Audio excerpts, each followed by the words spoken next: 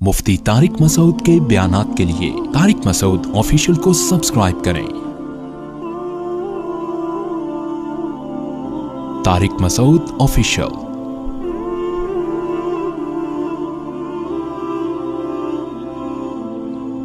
बिस्मिल्लाहिर्रहमानिर्रहीम। क़ुरबानी के मसाइल से मुतल्लिक़ आज इरादा हुआ कि उन मसाइल से मुतल्लिक़ एक क्लिप रिकॉर्ड करवा दिया जाए और लोगों को क़ुरबानी के बेसिक मसाइल बताए जाएं। लोग बहुत ज़्यादा जो सवालात पूछते हैं, तो उस पर मैंने कुछ इशारे लिख लिए अपने सामने, ताकि जो सवाल बहुत ज़्यादा पूछे जाते हैं मैं उनके बारे में रिकॉर्ड करवा दूँ। तो मैं इंशाअल्लाह ये जो क़ुरबानी है इसके बिल्कुल शुरू से लेके आखिर तक तरतीब से कोशिश करता हूँ कि मसाइल बयान करूँ, और जो मसाइल बहुत ज़्यादा पूछे जाते हैं अल्लाह ताला से दुआ है कि वो सारे आ जाएँ। तो पहला सबसे बड़ा मसला ये है कि क़ुरबानी वाजिब किस पर है। क़ुरबानी वाजिब किस पर है? लमसम आवाम की सहूलत के लिए एक निसाब बयान करता हूँ जो उलमा बताते हैं। 52.5 तोला चांदी तकरीबन 45 से 50 हज़ार या 55 हज़ार ये आजकल रेट चल रहे हैं, आप देख लीजिएगा नेट पर। तो इतनी मालियत का किसी के पास सोना हो या चांदी हो या तिजारती माल हो, तिजारती माल कहते हैं वो सामान जो बेचने के लिए आपने ख़रीदा है, या कैश रकम हो, या ये कि ज़रूरत से ज़ायद सामान। ज़रूरत से ज़ायद सामान कहते हैं वो सामान जो पूरे साल भी इस्तेमाल ना होता हो। तो ऐसी कोई चीज़ अगर आपके पास इतनी मालियत की पड़ी हुई है, या एक नहीं 2-4 चीज़ें मिलके इतनी मालियत को पहुंच जाती हैं, यानी खुलासा ये निकला कि आपके जो इस्तेमाल में आने वाली चीज़ों के अलावा आपके पास इतनी मालियत की माल मौजूद है, और ज़रूरी ख़र्चे उसमें से निकाल दें, कर्ज़े निकाल दें, वो सब निकाल के भी इतने पैसे आपके पास बचते हैं 50, 55, 60 हज़ार तक, तो फिर आप पर क़ुरबानी वाजिब है। ये बहुत मुख्तसर बता रहा हूँ, क्योंकि अगर मैं इसकी निसाब की डिटेल में गया तो पूरा क्लिप इसी में निकल जाएगा। तो लमसम एक बता रहा हूँ आपको कि इतना अमाउंट किसी के पास हो तो उस पर क़ुरबानी वाजिब है। फिर भी समझ में ना आए तो इस बारे में मेरे दूसरे क्लिप YouTube पे आपको मिल जाएंगे, या दूसरे उलमा से आप तफसील पूछ लें, वो इंशाल्लाह आपको डिटेल बता देंगे। क्योंकि निसाब में अगर मैं ज़्यादा डिटेल में गया तो बहुत ही लंबी बात हो जाएगी फिर। तो उस पर क़ुरबानी वाजिब है। बड़ा मसला यहाँ पर एक ये उठाया जाता है कि क्या घर का सरबरा अगर क़ुरबानी कर ले तो सबकी तरफ से काफ़ी हो जाएगी, या जो भी साहिब निसाब है जिसमें भी इस्तिताअत है उस पर अलग से क़ुरबानी वाजिब है। इसमें फ़ुक़हा का इख्तलाफ है। बाज़ उलमा की राय ये है कि एक आदमी अगर घर की तरफ से क़ुरबानी कर ले तो सारे अहले खाना की तरफ से काफ़ी हो जाती है, और उसके बारे में बाज़ ताबीईन से आसार मनक़ूल हैं, मुसन्नफ़ इब्न अबी शैबा की रिवायात हैं। लेकिन हमारी राय ये है, और बर्र सग़ीर के उलमा की राय ये है, और इमाम अबू हनीफ़ा रहमहुल्लाह ताला की भी राय यही है कि हर शख्स पर अलग से क़ुरबानी वाजिब है अगर वो साहिब निसाब है। और उसकी 2 दलीलें बहुत मजबूत हैं। सबसे मजबूत दलील रसूलुल्लाह सल्लल्लाहु अलैहि वसल्लम की हदीस है, मन वजद सिअतन लिअन युज़ही फलम युज़ही फला यक़रबन्न मुसल्लाना। आप सल्लल्लाहु अलैहि वसल्लम ने फरमाया, जिसके पास क़ुरबानी की ताकत थी और उसने क़ुरबानी नहीं की तो वो हमारी ईदगाह के करीब भी ना फटके। तो इससे पता चलता है कि जिसके पास भी इस ताकत है, तो इसमें यह नहीं है कि घर का सरबरा सबकी तरफ से करेगा। तो ये जो है ऐसा नहीं है, बल्कि साफ अल्फाज हैं हदीस के कि जिसके पास भी इस्तिताअत है तो वो उस पर क़ुरबानी उसको करनी पड़ेगी। और दूसरी दलील ये है कि इबादत में कहीं भी ऐसा नहीं होता कि एक की इबादत दूसरे की तरफ से काफ़ी हो जाए। तो इस पर क़यास का तकाज़ा भी यही है कि जब इस्लाम में कोई भी एक इबादत दूसरे की तरफ से काफ़ी नहीं होती, तो ये कैसे मुमकिन है कि क़ुरबानी जो मुस्तकिल एक सुन्नत इब्राहीमी है वो एक करे और दूसरी की तरफ से भी वो खुद ब खुद अदा हो जाए। तो ये इसका भी तकाज़ा है। बाज़ हज़रात ये दलील देते हैं कि हज़रत अबू बकर और उमर रज़ी अल्लाहु अन्हुमा क़ुरबानी नहीं करते थे। अच्छा सॉरी, ये दूसरे मसले की दलील है। तो पहला तो ये हो गया कि क़ुरबानी हर साहिब इस्तिताअत पर लाजिम है। बेगम के पास अगर ज़ेवर है और इतनी मालियत का है तो उस पर भी क़ुरबानी वाजिब है। फिर वो अलग बात है कि उसकी तरफ से मियाँ उसकी परमिशन से कर दे, यानी वाजिब तो उस पर होगी, लेकिन ज़रूरी नहीं है कि वो खुद करे, उसकी तरफ से उसका मियाँ भी कर सकता है उसकी परमिशन से, इजाज़त से। और मियाँ अपनी तरफ से भी एक कर दे और बेगम की तरफ से भी एक कर दे, यानी घर के एक फ़र्द करेगा और सबकी तरफ से काफ़ी हो जाए, ये नहीं है, बल्कि हर फ़र्द को अलग करनी पड़ेगी। वो अलग बात है कि अपने पैसे से करना ज़रूरी नहीं है, वो फ़र्द खुद करे या किसी से करवा दे। फिर जब किसी से क़ुरबानी करवाएगा तो उसको पैसे दे, या जो क़ुरबानी उसकी तरफ से कर रहा है वो खुद अपने पैसे इस्तेमाल कर ले तो भी ठीक है। यानी ये भी ठीक है कि आपके जो अब्बा हैं, आपके जो वालिद साहब हैं, वो क़ुरबानी कर रहे हैं اور سب بالغ بچوں کی طرف سے کر رہے ہیں، پیسے کسی سے نہیں لے رہے تو بھی ٹھیک ہے، کوئی حرج نہیں ہے. یا شوہر بیوی کی طرف سے کر رہا ہے اور پیسے نہیں لے رہا اس سے تو بہت اچھی بات ہے، ایسا نیک شوہر اللہ میاں سب کو دلائے. تو یا بیگم صاحبہ کر رہی ہیں اپنے خرچے پہ اور میاں کی طرف سے بھی کر رہی ہیں، میاں سے پیسے نہیں لے رہی، سبحان اللہ، بہت اچھا لگا آپ کو سن کے، تو ہمیں بھی بہت اچھا لگا. تو یعنی پیسوں کا ہر ایک کا ڈالنا ضروری نہیں. اچھا یہ بھی ایک مسئلہ ہوتا ہے کہ بڑا بھائی کر رہا ہے سب کی طرف سے اور سب سے آدھے آدھے پیسے لے رہا ہے قربانی کے، وہ یا تھوڑے تھوڑے پیسے لے رہا ہے، باقی پیسے اپنی جیب سے ڈال رہا ہے تو بھی ٹھیک ہے. یعنی جس کی طرف سے قربانی ہو رہی ہے اس کے لیے خود سے پیسے یعنی خرچ کرنا ضروری نہیں ہے، اس کی طرف سے اگر کوئی اور خرچ کر دیتا ہے تو بھی ٹھیک ہے، چاہے پورے پیسے خرچ کرے یا آدھے پیسے خرچ کرے. قرضہ لے کے بھی قربانی کی جا سکتی ہے، آپ کے پاس اگر پیسے نہیں ہیں تو آپ قرضہ لے کے کر سکتے ہیں، اگر آپ کو یقین ہے کہ میں یہ قرضہ بعد میں لوٹا سکتا ہوں. البتہ قرضہ کھا کے قربانی ٹھیک نہیں ہے کہ آپ نے کسی کا قرضہ دینا ہے، وہ مانگ رہا ہے دروازے پہ کھڑا ہوا ہے، وہ دے نہیں رہے اور آپ اور اس کے پیسوں سے بکرے کاٹ رہے ہیں آپ، یہ ٹھیک نہیں ہے. یہ آخرت کے لیے بھی نقصان دہ ہے اور وہ بکرے کے لیے تو نقصان دہ بہرحال ہے ہی ہے. تو ایک مسئلہ تو یہ ہو گیا. دوسرا مسئلہ یہ ہے کہ قربانی کیا واجب ہے یا سنت ہے؟ تو اس بارے میں بھی دونوں رائے ملتی ہیں علماء کی. جو علماء کہتے ہیں سنت ہے وہ بھی عام سنت نہیں مانتے بلکہ سنت مؤکدہ. سنت مؤکدہ کا مطلب جو نہیں کرے گا قابل ملامت ہوگا. اور امام ابو حنیفہ رحمہ اللہ تعالیٰ کی رائے کے مطابق یہ واجب ہے، اور اس کی دلیل وہی ہے کہ پہلی بات تو یہ کہ عبادت ہے اور عبادت میں احتیاط کے پہلو کو ترجیح دی جاتی ہے، کیونکہ احتیاط اسی میں ہے کہ اس کو اگر واجب قرار نہیں دیتے تو بہت سے لوگ قربانی کا فریضہ چھوڑ سکتے ہیں اور اس بات کا خطرہ موجود ہے کہ قیامت میں ان کو گناہ نہ ملے. تو اس لیے احتیاط کے پہلو کو ترجیح جائے گی. اور مضبوط دلیل امام حنیفہ کی قرآن نبی صلی اللہ علیہ وسلم کی وہی حدیث ہے، من وجد سعۃ لأن یضحی فلم یضحی فلا یقربن مصلانا. آپ صلی اللہ علیہ وسلم نے فرمایا جس کے پاس قربانی کی گنجائش تھی اور اس نے قربانی نہیں کی وہ ہماری عیدگاہ کے قریب بھی مت پھٹکے. آپ صلی اللہ علیہ وسلم 10 سال مدینہ منورہ رہے، ہمیشہ آپ صلی اللہ علیہ وسلم نے قربانی کی. بعض حضرات یہ دلیل دیتے ہیں کہ حضرت ابو بکر اور حضرت عمر نے قربانی نہیں کی اپنے دور خلافت میں، اس سے پتہ چلتا ہے کہ قربانی واجب نہیں ہے. تو یہ دلیل اس لیے درست نہیں ہے کہ حضرت ابو بکر اور حضرت عمر رضی اللہ تعالیٰ عنہ مسکین تھے، غریب تھے، اگرچہ مسلمانوں کے خلیفہ تھے، لیکن یہ ان کی ایک کوالٹی تھی کہ اتنے لاکھوں مربع میل کے مالک ہونے کے باوجود وہ پیون زدہ کپڑے پہنتے تھے. تو صاحب استطاعت پہ قربانی واجب ہے. یہ دونوں حضرات بڑے تھے مگر قربانی نہیں کی انہوں نے، جیسے کہ روایت میں آتا ہے اس کی وجہ استطاعت نہ ہونا. تو استطاعت اگر نہیں ہے تو پھر قربانی لازم نہیں ہے، بلکہ اگر آپ قرضہ لے کے قربانی کرو گے اور خطرہ ہے کہ میں قرضہ ادا نہیں کر سکتا تو پھر تو جائز ہی نہیں ہے آپ کے لیے، کیونکہ دوسروں کا حق دبا کے آپ کے لیے عبادت کی وجہ آوری یہ ٹھیک نہیں ہے.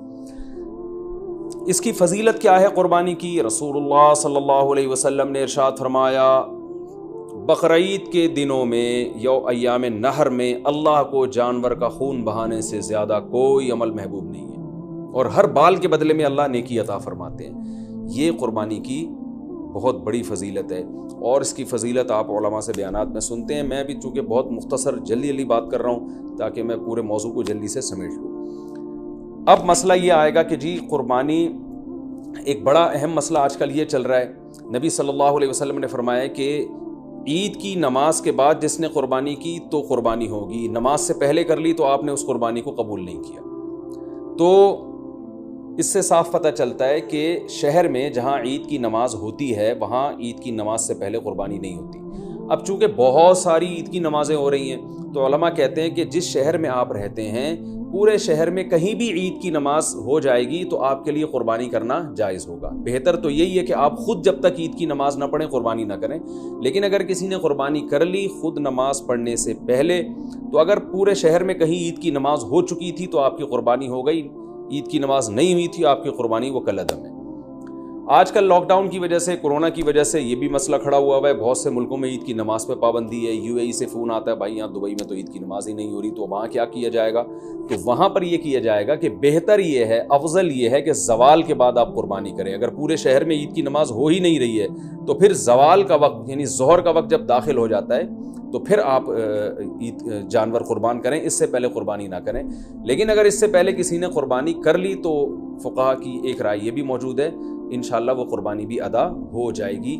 یعنی صبح صادق کے بعد بھی اگر کسی نے قربانی کر لی تو قربانی ہو جائے گی، لیکن بہتر یہ احتیاط اسی میں ہے کہ ایسے جگہوں پہ جہاں عید کی نماز نہیں ہو رہی ہے، بعض کنٹریز ایسے ہیں جہاں عید کی نماز نہیں ہوتی، تو وہاں پر پھر آپ زوال کے بعد جانور کو قربان کریں آپ. یہ مسئلہ ہو گیا.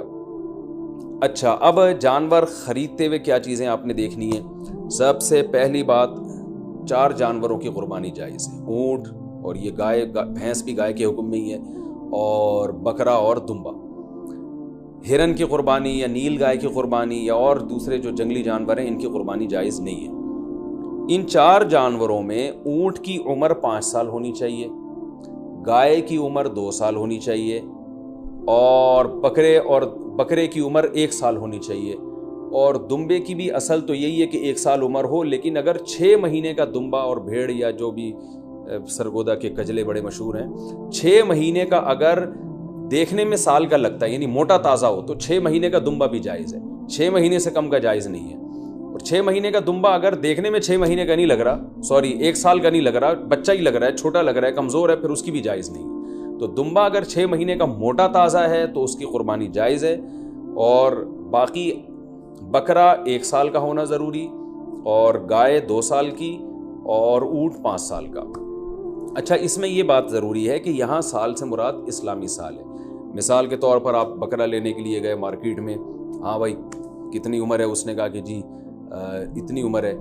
تو آپ اس سے سیدھا یہ پوچھیں کہ بھائی پچھلے سال بقرعید سے پہلے یہ پیدا ہو چکا تھا کہ نہیں ہوا تھا؟ اگر پچھلے سال بقرعید سے پہلے پیدا ہو چکا تھا تو اس سال بقرعید میں اس کی قربانی جائز ہے. بلکہ پچھلے سال اگر بقرعید والے دن پیدا ہوا تھا تو اس سال بقرعید والے دن جب وہ ٹائم گزرے گا تو اس ٹائم میں بھی اس کی قربانی جائز ہو جائے گی، کیونکہ پورا سال اسلامی سال گزر چکا ہے. دانتوں کا اعتبار نہیں ہے، یاد رکھیں. لوگ دانت کو زیادہ فوکس کر رہے تھے، 2 دانت ہے کہ 4 دانت ہے کہ کھیرا ہے، تو دانت کا اعتبار نہیں ہے.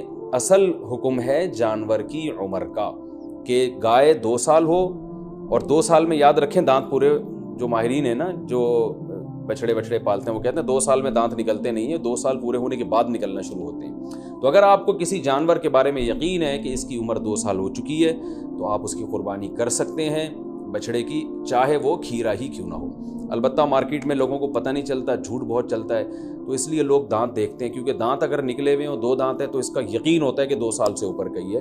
اس لیے لوگ دانتوں کو فوکس کر رہے ہوتے ہیں کہ سامنے والے کا پتہ نہیں ہوتا کہ سچ کہہ رہا ہے کہ جھوٹ کہہ رہا ہے. لیکن اگر آپ کو سامنے والے کی بات پر اعتماد آ جائے اور وہ یقین دلا دے آپ کو کہ بھئی یہ 2 سال کا بچڑا ہے، تو پھر بے شک کھیرا بھی ہو تو آپ اس کی قربانی کر سکتے ہیں. اور بکرا اگر 1 سال کا ہو چکا ہے، یقین ہو گیا آپ کو، کسی بھی طرح سے یقین ہو گیا، تو پھر بے شک کھیرا بھی ہو، اس کی قربانی بھی آپ کر سکتے ہیں. یہ تو ہو گیا جی جانور کی عمر کے بارے میں. عیب کون سا ہو جانور میں جس کی وجہ سے قربانی نہیں ہوتی؟ یہ بھی بہت زیادہ سوال پوچھا جاتا ہے. دمیں اٹھا کے لوگ چیک کر رہے ہوتے ہیں، اوریجنل ہے، پلاسٹک کی تو نہیں لگی ہوئی. تو اب چونکہ زیادہ تر لوگ سب سے پہلے دم ہی چیک کرتے ہیں، تو ہم شروع بھی دم ہی سے کرتے ہیں. تو جانور کی جو دم ہے اگر آدھی کٹی ہوئی ہے تو اس کی قربانی جائز نہیں ہے. آدھی سے کم کٹی ہوئی ہے تو قربانی جائز ہے. تو اس سے پتہ چلتا ہے کہ پوری دم ہی اگر چپکائی ہوئی ہے یا سی ہوئی ہے تو بھی قربانی جائز نہیں ہے. تو کم سے کم آدھی دم، آدھی سے زیادہ دم اس کی سلامت ہونی چاہیے. اس سے تھوڑی بہت کٹی ہوئی ہے تو اس سے کوئی فرق نہیں پڑتا. کان کا بھی یہی حکم ہے. کان اگر آدھا کٹا ہوا ہے تو قربانی جائز نہیں ہے، آدھے سے کم کٹا ہوا ہے تو قربانی جائز ہے. بعض دفعہ ایسے کان نہ چرے ہوئے ہوتے ہیں تو اس سے کوئی فرق نہیں پڑتا، قربانی اس کی بھی جائز ہے. آنکھ کا حکم یہ ہے کہ ایک آنکھ کی اگر بینائی نہیں ہے تو قربانی جائز ہے. بینائی ہے لیکن کم نظر آتا ہے اور جانور دیکھ لیتا ہے گھاس ماس کو تو بھی ٹھیک ہے، یعنی پوری نظر کا 6/6 ہونا ضروری نہیں ہے. البتہ بالکل ہی ایک آنکھ کی بینائی غائب ہو تو پھر اس کی قربانی درست نہیں ہے. لنگڑا پن اتنا ہو اگر جانور میں کہ وہ بیچارہ لنگڑے پن کی وجہ سے آپ اس کو ذبح کرنے جہاں لے جانا چاہتے ہیں نا وہاں تک بھی نہیں جا سکتا، پہیے لگا کے دھکا دینا پڑ رہا ہے آپ کو اس کو، تو پھر تو قربانی جائز نہیں ہے. تھوڑا بہت لنگڑاتا ہو لیکن چل لیتا ہو تو قربانی ایسے جانور کی جائز ہے. یہ ہو گیا جانور کے عیب کے بارے میں. خارشی جانور ہو، خارش زدہ جانور، تو اگر خارش اتنی ہے کہ اسکن سے اس کے گوشت کے اندر تک وہ اثرات پہنچے ہوئے ہیں اور اس کی وجہ سے بہت زیادہ لاغر ہو کے ہڈیوں کا ڈھانچہ بن گیا ہے، تو ایسی قربانی، ایسے جانور کی قربانی جائز نہیں ہے. لیکن اگر ایسے ہی خارش ہے اس جانور کو تو اس سے کوئی فرق نہیں پڑتا. آج کل انسانوں کو آپ کو پتہ ہے اتنی خارش ہے، تو جانوروں میں ہو گئی تو کیا مسئلہ ہو گیا اس سے. سینگ کے بارے میں بھی لوگ بہت سوال پوچھتے ہیں کہ جانور کا سینگ کٹا ہوا ٹوٹا ہوا تو قربانی جائز ہے یا نہیں. بالکل جائز ہے. آج کل تو جانور کے پیدائشی سینگ ہی گھس دیے جاتے ہیں تو وہ جائز ہے. البتہ جانور کا سینگ اگر ٹوٹ گیا چوٹ لگنے سے، اور ایسا ٹوٹا کہ جڑ سے اکھڑ کے نا اس کے دماغ ہل جاتا ہے پھر، تو ایسے جانور کی قربانی پھر جائز نہیں ہے. لیکن اس طرح ہوتا نہیں ہے. کوئی حادثہ ہو جائے تو پھر تو ہوتا ہے جانور کے ساتھ، نارملی ایسا ہوتا نہیں ہے. اس لیے منڈی سے جب آپ جانور خریدا کریں تو سینگوں پہ زیادہ غور نہ کیا کریں، تمیز سے جانور لے لیا کریں آپ. لیکن اس میں زیادہ وہمی بننے کی ضرورت نہیں ہے. خصی جانور کی قربانی بھی جائز ہے، اور بعض لوگ اس کو صحیح نہیں سمجھتے، لیکن صحیح حدیث سے ثابت ہے آپ صلی اللہ علیہ وسلم نے خصی جانور کی قربانی بھی کی ہے. اچھا، دودھ والے جانور کی قربانی بھی جائز ہے، لیکن اس کا دودھ پینا جائز نہیں ہے. ہاں، جب جانور ذبح ہو گیا تو پھر جانور کے ہر آپ جو ہے گوشت سے بھی فائدہ اٹھا سکتے ہیں، دودھ سے بھی فائدہ اٹھا سکتے ہیں. تو اگر آپ نے جانور، قربانی والے جانور جو ابھی ذبح نہیں ہوا، اس کا دودھ آپ نے پیا تو دودھ نکالا تو صدقہ کرنا پڑے گا اس کو. اچھا، دوسری بات، حاملہ جانور کی قربانی، یعنی وہ گائے جس کے پیٹ میں بچہ ہو. یہ سوال بہت زیادہ پوچھا جاتا ہے. تو دیکھیں، اگر وہ گائے جس کے بالکل بچہ ہونے والا ہے، یعنی پورا بچہ بن چکا ہے، بچے کی ولادت کا وقت قریب ہے، تو بہتر یہ ہے کہ ایسے جانور کی قربانی نہ کی جائے، ناپسندیدہ ہے. لیکن جائز ہے، قربانی ادا ہو جائے گی، لیکن بہتر یہ ہے کہ نہ کی جائے. اور اگر گائے گابھن ہے اور وہ ابتدائی مرحلے میں وہ حمل ہے اس کے، تو پھر اس میں کوئی، یعنی پھر بہتر بھی یہی ہے، پھر اس میں کوئی حرج نہیں ہے، اس کی قربانی آپ کر سکتے ہیں. تو اگر آپ جانور لے کر آ گئے، بعد میں پتہ چلا کہ اس گائے کے پیٹ میں تو بچہ ہے، تو اب چونکہ لا چکے ہیں، واپس تو کرنا آپ کے لیے بہت مشکل ہے. منڈی میں کون لے کے جائے گا اس کو؟ کراچی کی منڈی کو دیکھ کے ہم تو مسائل بتاتے ہیں بھائی. یہاں تو کیچڑ اب بارش میں ماشاءاللہ اتنا ہو گیا ہے کہ لوگ کیچڑ میں تیرتے ہوئے جا رہے ہیں منڈی میں. تو اب وہ اس گابن گائے کو آپ لے کے کیسے جائیں گے؟ تو پھر کوئی حرج نہیں ہے، آپ اس گابن گائے کو بھی ذبح کر سکتے ہیں، کوئی حرج نہیں ہے اس میں. ہاں، اس میں سے بچہ جب نکلے تو وہ بچہ اگر زندہ ہو تو فوراً اس کو بھی ذبح کر دیں آپ، تو اس کا گوشت بھی حلال ہو جائے گا. اچھا، لوگ یہاں ایک سوال پوچھتے ہیں، اس معصوم بچے کا کیا قصور ہے؟ تو میں ان کو جواب دیتا ہوں کہ اس کی ماں کا بیچاری نے کون سے کبیرہ گناہ کیے جن کو آپ کاٹ رہے ہیں. تو جیسے بچہ معصوم ہے تو اس کی اماں بھی تو بیچاری معصوم ہے. تو اللہ نے ہمارے لیے ان جانوروں کو حلال کیا، ہم ان کا گوشت کھا سکتے ہیں، تو اس لیے ہم ذبح کر سکتے ہیں. وہ بچہ اس کے پیٹ میں ہو تو بھی کر سکتے ہیں. میں نے بتایا کہ بہتر نہیں ہے، لیکن بہرحال قربانی ادا ہو جائے گی اور گوشت بھی اس کا بالکل حلال ہوگا، اس میں ٹینشن لینے کی ضرورت نہیں ہے. تو یہ تو ہو گیا جی حاملہ جانور کے بارے میں. اچھا، جانور آپ منڈی سے لے کے آپ نے خریدا، بالکل سب سیٹ ماشاءاللہ فٹ فاٹ جانور تھا. آپ نے اس کو گاڑی میں چڑھایا، چڑھانے کے دوران اس کی ٹانگ وانگ ٹوٹ گئی اور وہ بیچارہ لنگڑا لولا ہو گیا، تو اس کو ذبح کر کے کھا لیں، وہ قربانی کے لائق اب نہیں رہا ہے، اس کی قربانی جائز نہیں ہوگی. یا اسی طرح گاڑی سے اتارتے ہوئے یا گھر میں جو ہے نا کھمبے سے باندھا آپ نے اور جانور نے کوئی شرارت کی یا کچھ مسئلہ ہو گیا جس کی وجہ سے آنکھ چلی گئی اس کی، یا کوئی ایسا عیب پیدا ہو گیا جس کی وجہ سے قربانی جائز نہیں ہوتی، تو اب اس کی قربانی ہو نہیں سکتی. وہ آپ پھر قصائی کو بھی بیچ سکتے ہیں اور خود بھی گوشت کھا سکتے ہیں. البتہ جانور کو جب ذبح کرنے کے لیے گرایا جاتا ہے، اس دوران اگر جانور کے کوئی ہاتھ پاؤں ٹوٹ گئے یا کوئی اندھا ہو گیا بیچارہ یا کچھ مسئلہ ہو گیا تو بے فکر رہیں، پھر کوئی حرج نہیں ہے. کیونکہ گراتے، یہ تو اللہ کا حکم ہے جانور کو گرا کے ذبح کرو، تو گرانے میں بعض دفعہ ایسا مسئلہ ہو جاتا ہے جس کی وجہ سے جانور میں کوئی عیب پیدا ہو جاتا ہے. تو ذبح کے دوران اگر کوئی عیب پیدا ہو گیا ہے تو بے فکر رہیں، اس سے کوئی فرق نہیں پڑتا، قربانی اس جانور کی حلال ہوگی. یہ تھا جانور کو گاڑی میں چڑھانا اور اتارنے سے متعلق. اچھا، ایک اہم مسئلہ یہ ہے، اب ہم آتے ہیں، میرا خیال ہے عیب والے مسائل تو کافی حد تک حل ہو چکے ہیں. اب ہم آتے ہیں جانور کو لٹانے. بلکہ اس سے پہلے کہ آپ جب جانور لے کر آئے تو بہت سے لوگوں کی نیت بدل جاتی ہے. آپ جانور لے کر آئے، بچڑا، جب محلے والوں نے آ کے دیکھا تو کسی نے کوئی تعریف کرتا ہے، کوئی کہتا ہے یار یہ کیا اٹھا کے لے آئے آپ، ٹھیک ہے نا. تو اب آپ کا دل بدل گیا کہ یار پڑوسیوں کے یہاں تو بچڑا ہے، وہ تو بڑا ٹائٹ ہے. اب آپ کا دل چاہ رہا ہے کہ میں اس جانور کو چینج کروں. تو دیکھیں، اگر آپ نے جانور خریدتے ہوئے قربانی کی نیت سے نہیں خریدا، ویسے ہی خریدا تھا، بعد میں سوچا تھا کہ میں دیکھوں گا قربانی کرنی ہے کہ نہیں کرنی، تو آپ اس کو بیچ دیں, کچھ بھی کریں, کوئی حرج نہیں ہے. لیکن اگر آپ نے قربانی کی نیت سے خریدا تھا, جیسے کہ 99% لوگ بقرعید میں قربانی کی نیت ہی سے جانور خرید رہے ہوتے ہیں, گھر لانے کے بعد آپ کی نیت بدل گئی, یار وہ پڑوسی ہے جو وسیم بھائی جو بچڑا لے کر آئے ہیں نا, اس پہ الگ ہی نور برس رہا ہے, اور وہ ہمارے بچڑے کے ساتھ جب کھڑا ہوتا ہے تو ہمارا بچڑا تو احساس کمتری میں آئے نہ, ہم احساس کمتری کے شکار ہوتے ہیں. تو اب آپ نے ارادہ کیا یہ بچڑا آپ کسی کو پہنا دیں, تو بالکل جائز ہے. جیسے کسی نے آپ کو پہنایا تو آپ بھی کسی کو بچڑا پہنا سکتے ہیں.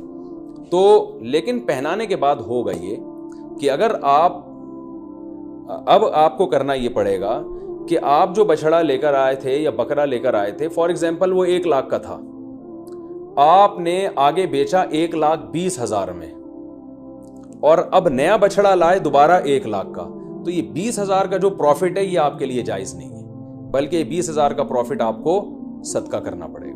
تو اس لیے جب پرانا جانور آپ بیچیں گے تو نیا جانور یا تو اسی کی قیمت کا ہو یا اس سے زیادہ کی قیمت کا, اس سے کم قیمت کا لے کر آ گئے تو پروفٹ آپ کو صدقہ کرنا پڑے گا. تو یہ ایک اہم بات ہے. بیچنا بالکل جائز ہے, اس میں کوئی حرج نہیں ہے. میں نے کہا جیسے کسی نے پہنایا تو آپ بھی پہنا سکتے ہیں, تو اس میں کوئی حرج نہیں, لیکن پروفٹ پھر آپ کے لیے حلال نہیں ہے, کیونکہ یہ قربانی کی نیت سے جب آپ نے جانور خریدا ہے, جب آپ نے قربانی کرنے کی نیت سے خرید لیا تو اب اس میں پروفٹ کمانا آپ کے لیے جائز نہیں رہا. آپ بچڑا لے کر آئے, پورا بچڑا اپنے لیے لے کر آئے آپ قربانی کی نیت سے, تو یہاں آپ نے ارادہ کیا, محلے والے آ گئے, وسیم بھائی نے کہا یار ایک حصہ ہمیں بھی دے دو یار, تو آپ کا ارادہ بدل گیا, آپ نے کہا چل بھائی, تو آپ اس میں سے حصے بھی دوسروں کو دے سکتے ہیں, اس میں بھی کوئی حرج نہیں ہے. تو یہ بھی جائز ہے آپ کے لیے کہ اس جانور میں آپ سب کو شریک کر لیں. تو یہ ضروری نہیں ہے کہ آپ نے اپنے لیے گائے خریدی تو اب وہ پوری گائے آپ کی اپنی, ایک حصہ بھی آپ اپنا اس میں رکھ سکتے ہیں, 6 حصے دوسروں کو دے سکتے ہیں. ایک اہم بات یہ بھی ہو گئی. دوسری ایک اہم بات یہ ہے کہ آج میرے پاس عصر کے بعد ایک بندہ آیا, میں بچڑا لایا تھا, صبح جب میں نے دیکھا تو اس کا انتقال ہو گیا. ان کی ورڈنگ یہی تھی, انتقال ہو گیا. میں نے کہا انتقال تو آدمیوں کے ہوتے ہیں, جانوروں کی تو موت واقع ہوتی ہے بھائی. خیر اس کا انتقال ہو گیا, تو مالدار آدمی جس پر قربانی واجب تھی, اگر اس کا جانور بقرعید سے پہلے مر جائے تو اس پر لازم ہے کہ وہ دوبارہ قربانی کرے. ہاں, دوبارہ قربانی میں یہ ضروری نہیں ہے کہ جتنا مہنگا پہلا جانور تھا اتنا ہی دوسرا بھی ہو, نہ, سستا جانور بھی کیا جا سکتا ہے, کیونکہ اب آپ پروفٹ نہیں کما رہے اس پہ, تو اس لیے وہ تو اللہ نے اس کو اٹھا لیا پہلے. تو اس جانور کو ذبح کر کے مرنے سے پہلے گوشت کھا لیں یا قصائی کو بیچ دیں, اور جو آپ نیا جانور لے کر آئیں گے وہ یعنی وہ بیچ اس لیے دیں یا گوشت اس لیے تاکہ وہ اس نے بھی گوشت ہی یعنی گوشت کے طور پر ہی قصائی نے بھی استعمال کرنا ہے اس کو. تو جانور اگر مر گیا, آپ نیا جانور اگر لے کر آئے ہیں تو نئے جانور میں یہ ضروری نہیں ہے کہ پہلے والے جانور سے وہ مہنگا ہو, وہ سستا بھی لا سکتے ہیں. آپ پوری بچڑا لے کر آئے تھے تو اب کوئی بات نہیں, ایک دمبا کر لیں چھوٹا موٹا آپ, تو یہ ضروری نہیں ہے کہ اتنا ہی مہنگا ہو وہ. اگر جانور مر جائے تو بس آپ نے ایک واجب اپنے ذمے سے پورا کرنا ہے, تو وہ سستا جانور بھی کر سکتے ہیں. اور اگر غریب آدمی جانور خرید کے لایا تھا قربانی کی نیت سے, وہ جانور مر گیا تو بس غریب کو ثواب مل گیا, دوبارہ اس پر قربانی واجب پہلے بھی نہیں تھی, اب بھی واجب نہیں. تو یہ ہو گیا جی. اچھا, اب ہم چلتے ہیں قربانی کے مسائل میں ذبح کی طرف. جانور ذبح کرنے میں ایک بڑی کوتاہی یہ ہوتی ہے کہ قصائیوں کے حوالے چھری کر دی جاتی ہے. بعض دفعہ پتہ نہیں ہوتا کہ یہ مسلمان ہیں بھی یا نہیں ہیں, کیونکہ ان دنوں میں ہندو بھی بہت سے قصائی بنے ہوئے ہوتے ہیں. تو یاد رکھیے گائے کی گردن پہ یا جانور کی گردن پہ جو چھری چلانے والا ہے, پکڑنے والا کوئی بھی ہو, رسی باندھنے والا کوئی بھی ہو, چھری چلانے والے کا توحید پرست ہونا ضروری ہے یا اہل کتاب ہونا ضروری ہے. تو اس لیے یہ دیکھ لیں کہ یہ مسلم بھی ہے یا نہیں ہے. اور تو بلا وجہ خامخواہ میں کوئی کہہ رہا ہوں میں مسلمان ہوں, تو اب یہ نہیں کہ لیبارٹری چیک کے لیے بھیج دیا آپ نے اس کو کہ ہے بھی کہ نہیں ہے, اتنی تحقیق کی ضرورت نہیں ہے. تو بس یہ پہلے تحقیق کر لیا کریں بھائی, مسلمان ہو, توحید پرست ہو, ایک اللہ کو مانتے ہو, نبی صلی اللہ علیہ وسلم کی ختم نبوت کے قائل ہو, اور نبی صلی اللہ علیہ وسلم کو مختار کل, مشکل کشا, حاجت روا تو نہیں سمجھتے. تو جو توحید کا عقیدہ ہے نا, وہ بہرحال پہلے ضروری ہے. جو بیسک اسلام کے عقائد ہیں وہ اس کو پتہ ہونے چاہیے. تو اس کے بغیر جانور کا ذبیحہ جو ہے, اگر آپ کو پتہ چل گیا کہ یہ مشرک ہے تو پھر اس کا ذبیحہ حلال نہیں ہے. ایک بات. دوسری بات, قصائیوں میں یہ کوتاہی ہوتی ہے کہ قصائی جو ہے وہ منہ میں گٹکے ہوتے ہیں, پان ہوتے ہیں, میں نے خود دیکھا ہے کہ وہ تکبیر نہیں پڑھ رہے ہوتے ذبح کرتے ہوئے. سب نہیں کرتے, بعض لوگ ایسا کرتے ہیں. تو اگر جان بوجھ کر کسی نے تکبیر چھوڑ دی ہے تو بھی جانور مردار ہو جائے گا. اس لیے قرآن مجید میں صاف اللہ کا حکم ہے وَلَا تَأْكُلُوا مِمَّا لَمْ يُذْكَرِ اسْمُ اللَّهِ عَلَيْهِ. وہ جانور جس پر اللہ کا نام نہ لیا جائے اس کو مت کھاؤ. تو اس لیے اس بات کا اہتمام کرنا چاہیے. جو لوگ جانور کے قریب کھڑے ہوئے ہیں ان کو سب کو چاہیے زور سے تکبیر پڑھنا شروع کر دیں تاکہ چھری پھیرنے والے کو یاد آ جائے اور وہ غفلت نہ کرے اس بارے میں. ہاں اگر بھولے سے رہ گیا, اس بیچارے کو یاد ہی نہیں رہا, تو وہ جانور حلال ہے, اس میں کوئی حرج نہیں ہے. جان کر تکبیرات چھوڑ دینا یہ بالکل اس سے جانور مردار ہو جاتا ہے. بعض اب ایسے ہوتا ہے کہ ایک آدمی سے چھری چل نہیں رہی ہوتی تو دوسرا بھی ہاتھ لگا دیتا ہے, یار ہم دونوں مل کے چھری چلا دیتے ہیں. تو دو آدمیوں نے اگر چھری چلائی ہے تو پھر دونوں پر تکبیر پڑھنا واجب ہے. دونوں میں سے ایک بھی اگر تکبیر چھوڑ دے گا تو جانور حلال نہیں ہوگا. اس کا خیال کیا کریں. اور ویسے بھی جانور کو خود ذبح کیا کریں. علماء کہتے ہیں کہ جانور ذبح کرنے والا جو جس کی قربانی ہے نا وہ خود ذبح کرے گا تو اس میں زیادہ ثواب ہے. ایک کوتاہی جو بہت عرصے سے میں بتاتا چلا آ رہا ہوں, قصائی جانور ذبح کرنے کے بعد 4 رگیں کٹنے کے بعد حرام مغز میں چاقو مارتے ہیں. یہ بالکل غلط ہے. صرف 4 رگیں کاٹ کے جانور کو چھوڑ دینا ہے تاکہ بلیڈنگ زیادہ ہو, اس کا خون نکل جائے باڈی سے.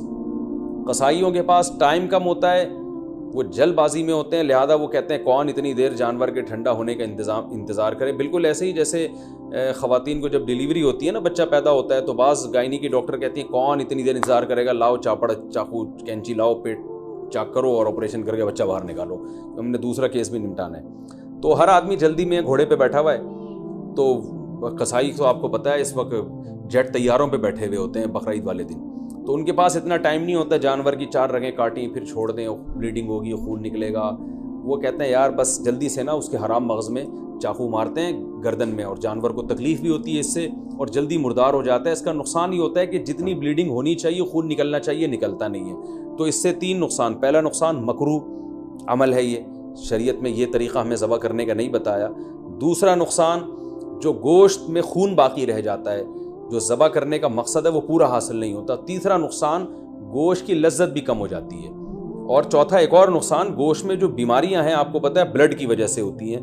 کہ بلڈ اگر گوشت میں رہ جائے تو اس میں بیماریاں بھی رہ جاتی ہیں. اگر خون اچھی طرح نکل جائے تو گوشت بیماریوں سے بھی صاف ہو جاتا ہے. تو یہ 4 فائدے ہیں جن کی وجہ سے آپ قصائی کو مجبور کیا کریں کہ بھائی ذرا تھوڑی دیر جو ہے نا صبر کرو. اور اگر پھر بھی صبر نہیں کرتا تو جس کھونٹے سے آپ نے گائے کو باندھا تھا, جیسے ہی جانور ذبح ہو فوراً جو جتنے آدمی جانور پہ تھے وہ سارے جانور کو چھوڑ کے قصائی پہ آ جائیں اور اس کھونٹے سے اس کو باندھ دیں تاکہ جانور آرام سے خود سے ٹھنڈا ہو جائے. یہ بھی کرتے ہیں کہ جانور ٹھنڈا ہوا نہیں ہوتا, کھال اتارنا شروع کر دیتے ہیں اس کی, تو یہ بھی غلط ہے. لیکن اگر ایسے جو وہ قصائی جو پکڑائی میں نہیں آ رہا, اگر آپ نے اس کو کھونٹوں سے باندھ دیا تو انشاءاللہ یہ تمام ٹینشنیں آپ کی حل ہو جائیں گی. قصائی حضرات ناراض ہوتے ہیں میری ان باتوں سے. بھائی میں آپ کے بارے میں بات ہی نہیں کر رہا, میں ان قصائیوں کے بارے میں بات کر رہا ہوں جو شرافت سے کنٹرول میں آ نہیں رہے. تو آپ تو ماشاءاللہ اچھے لوگ ہیں جو میرا بیان سن رہے ہیں. آپ تو جانور کی 4 رگیں کاٹیں گے, اس کے بعد آپ آرام سے بیٹھ جائیں گے یا دوسرے جانور کو گرانے کی فکر میں لگ جائیں گے, اور یہ جب اس کی بلیڈنگ ہو جائے گی اچھی طرح سے تو ٹھنڈا ہو جائے گا تو پھر آپ اس کا گوشت کاٹیں گے اور کھال اتاریں گے آپ اس کی. تو آپ کے بارے میں بات کر نہیں رہا, میں ان قصائیوں کے بارے میں بات کر رہا ہوں جو جلد باز ہیں.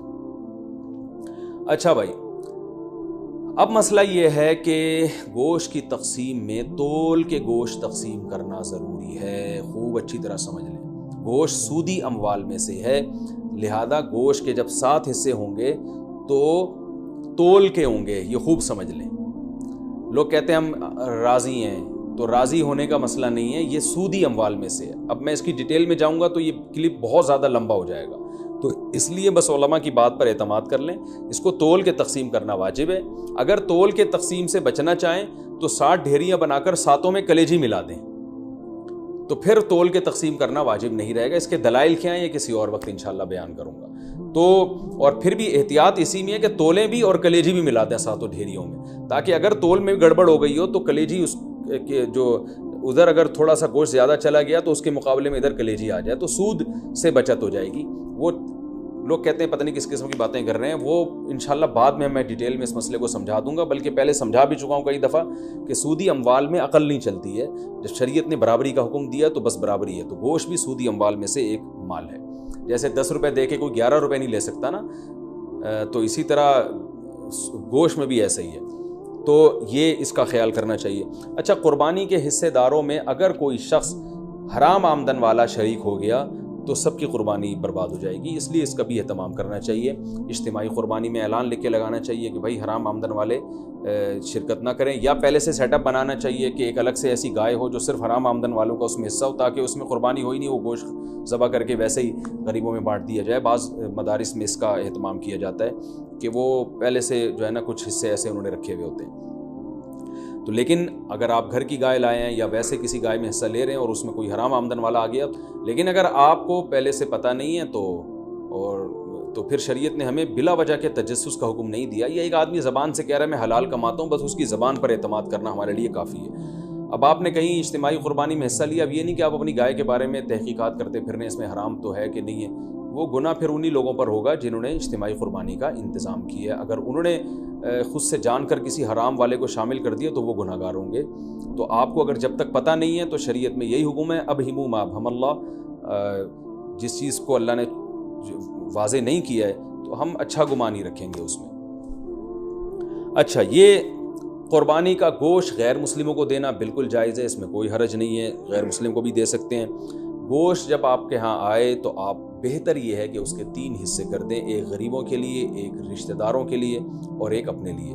رشتہ داروں کا مطلب یہ ہوتا ہے کہ جو دعوتیں آپ کرتے ہیں وہ بھی رشتہ داروں ہی میں آتی ہیں، تو اس لیے آج کل یہ بھی ٹھیک ہے کہ 1/3 صدقہ کر دیں، 2/3 گھر میں رکھ لیں، جس میں آپ دعوتیں بھی ہو رہی ہیں اس میں خود بھی کھا رہے ہیں۔ اور علماء نے بیان کیا بھائی جس کی اولاد زیادہ ہے، اہل و عیال زیادہ ہیں، اور تو وہ اگر پورا گوشت بھی گھر میں رکھ لے تو بھی ٹھیک ہے، اس لیے کہ اپنی اولاد کا، اپنے بچوں کا حق پہلے ہے، کیونکہ وہ اگر دمبا بیچارے نے ذبح کیا اور وہ 1/3 صدقہ کر دے گا تو 8-10 بچے تو پھر وہ میرا خیال ہے وہ غریب آدمی کے بچے تو پھر تو پورے سال بیچاروں کو گوشت نہیں ملتا، تو ایسے غریب آدمی کے لیے حکم یہ ہے کہ وہ پھر پورا گوشت بھی رکھ لے، یہ زیادہ بہتر ہے اس کے لیے۔ اور 1/3 گوشت صدقہ کرنا یہ بھی مستحب عمل ہے، کوئی فرض واجب نہیں ہے، لیکن بہرحال اس پہ عمل کرنا چاہیے، کیونکہ قرآن مجید میں اللہ تعالیٰ کا ارشاد ہے کہ اطعم القانع والمعتر، کہ خود بھی کھاؤ اور کلو منہا، خود بھی اس میں سے کھاؤ اور محتاجوں کو بھی اس میں سے کھلاؤ، خود بھی کھانا چاہیے، محتاجوں کو بھی کھلانا چاہیے۔ ایصال ثواب کے لیے قربانی، ابا اماں کی طرف سے قربانی، جو مرحوم ہے، دادا نانی کی طرف سے قربانی، یہ بالکل جائز ہے، اس میں کوئی حرج نہیں ہے۔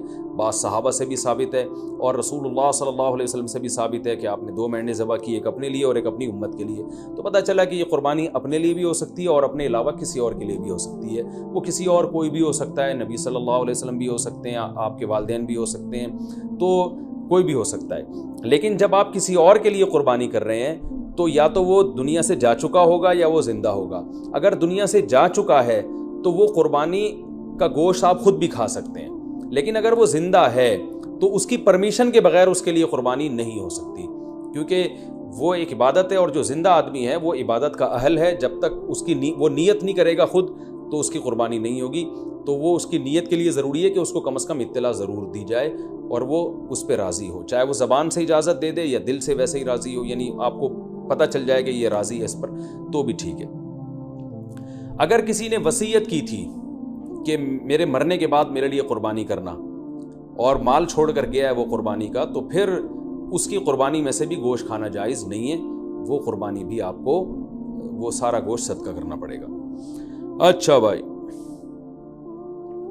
ایک مسئلہ یہ بھی ہے کہ قربانی کسی نے نہیں کی اور بعد میں خیال آیا کاش میں قربانی کر لیتا، تو یاد رکھیں بقرعید کے 3 دن جب گزر جائیں گے تو اس کے بعد قربانی اب جائز، یعنی اب قربانی جائز نہیں ہوگی، کیونکہ وہ 3 دن گزر گئے، قربانی کا ٹائم ختم ہو گیا۔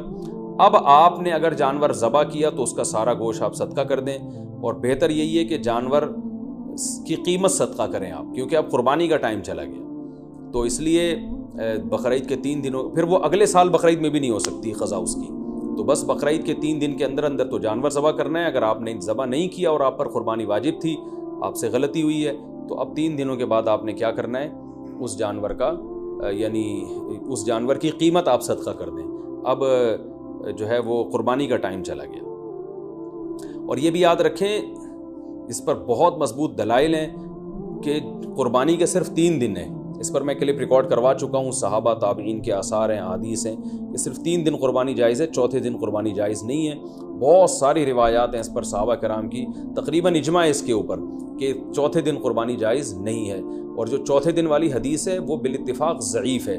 تو اس لیے اپنے اہم ترین عبادت کو آپ ضائع نہ کریں، جو اللہ نے ہمیں 3 دن بتائے ہیں اسی میں قربانی کریں، اور وہ اتنے دن ہیں کہ ہمیں چوتھے دن کی طرف جانے کی ضرورت بھی نہیں۔ لیکن اگر کوئی کر رہا ہے تو بحث مباحثہ نہ کریں، لڑائی جھگڑا یہ بھی اچھی چیز نہیں ہے، آپ خود احتیاط کریں، صرف 3 دن، اور جتنے لیٹ کریں گے قربانی کا ثواب کم ہوگا، پہلے دن سب سے زیادہ، دوسرے دن اس سے کم، تیسرے دن اس سے بھی کم۔ اچھا بھائی، اور مسئلہ کیا ہے کہ